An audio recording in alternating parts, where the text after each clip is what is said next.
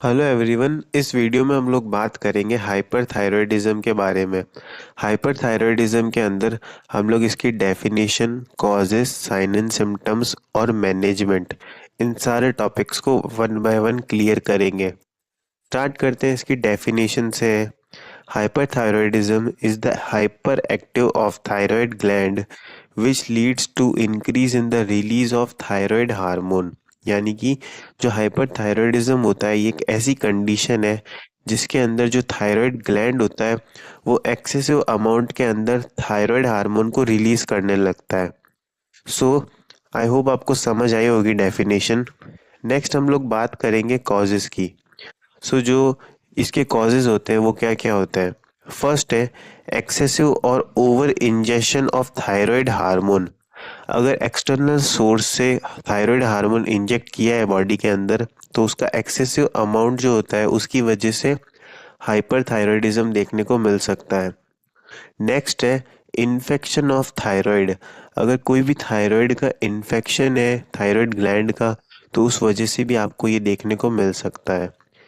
Next cause है thyroiditis, यानी कि थायराइड ग्लैंड का अगर इन्फ्लामेशन हो जाता है तो उस वजह से जो हाइपरथायरॉयडिज्म है वो देखने को मिलता है।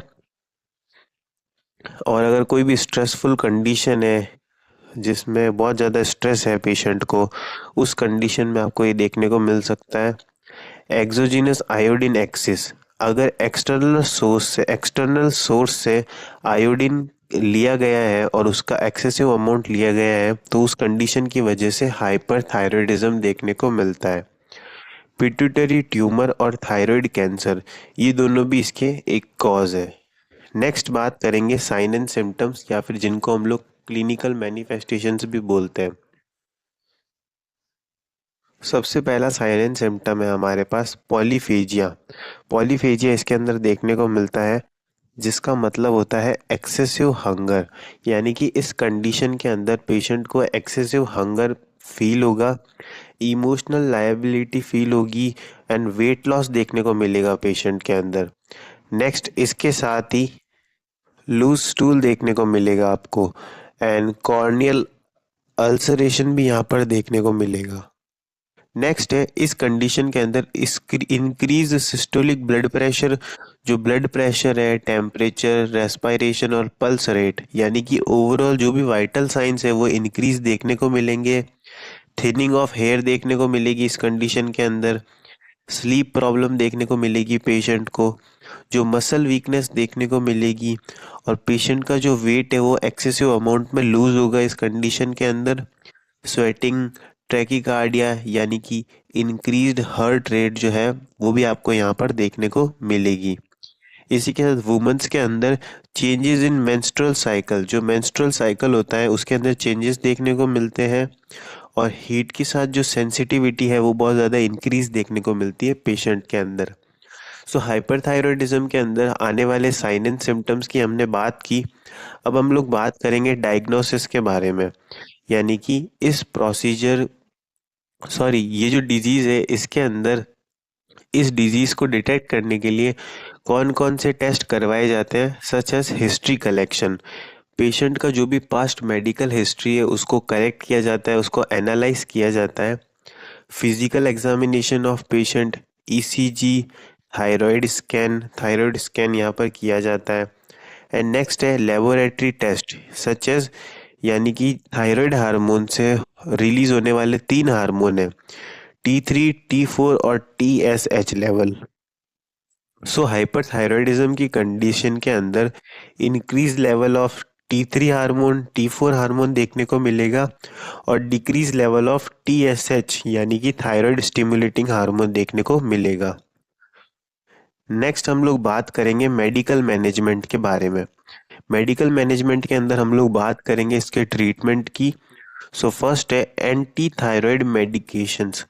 Anti thyroid medications such as propylthiouracil and methimazole, ये जो ड्रग्स है यहाँ पर दी जाती हैं। They interfere with the synthesis of thyroid hormone from thyroid gland.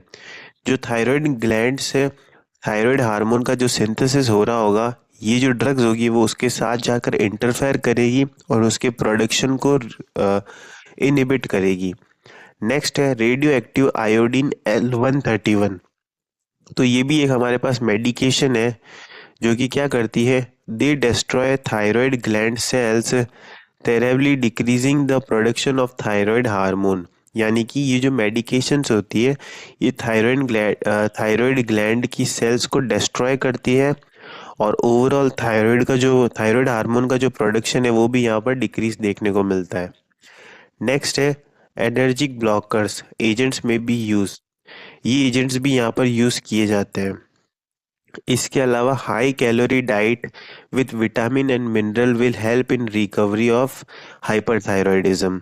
यानी कि पेशेंट अगर हाई कैलोरी डाइट और विटामिन एंड मिनरल सप्लीमेंट से रिच डाइट अगर प्रोवाइड की जाएगी पेशेंट को, तो रिकवरी होने के जो चांसेस है वो हाई रहेंगे।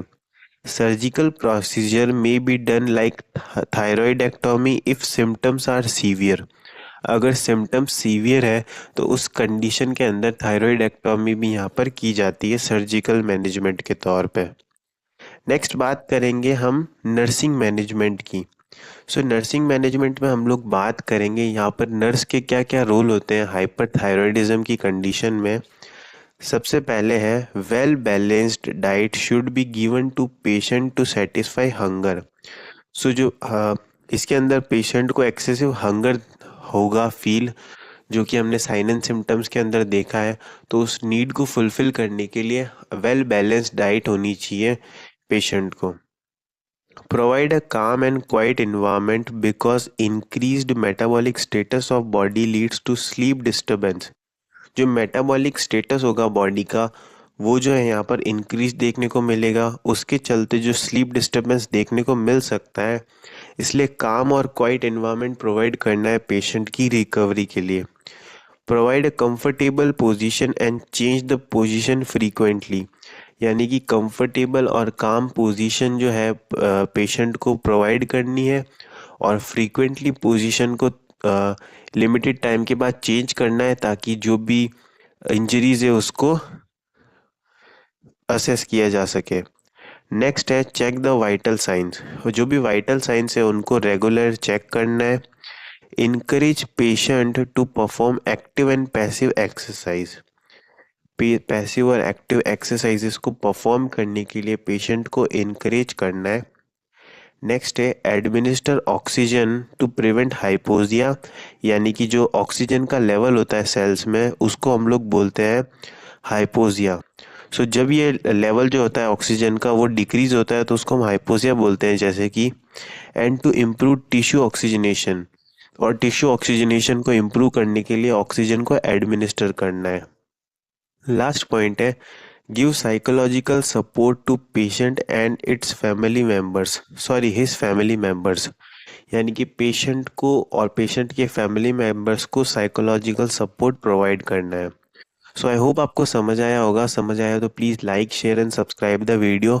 और अगर आपको इस टॉपिक की पीडीएफ चाहिए तो टेलीग्राम चैनल NSG लाइब्रेरी से जाकर इसको डाउनलोड कर सकते हो। Thank you.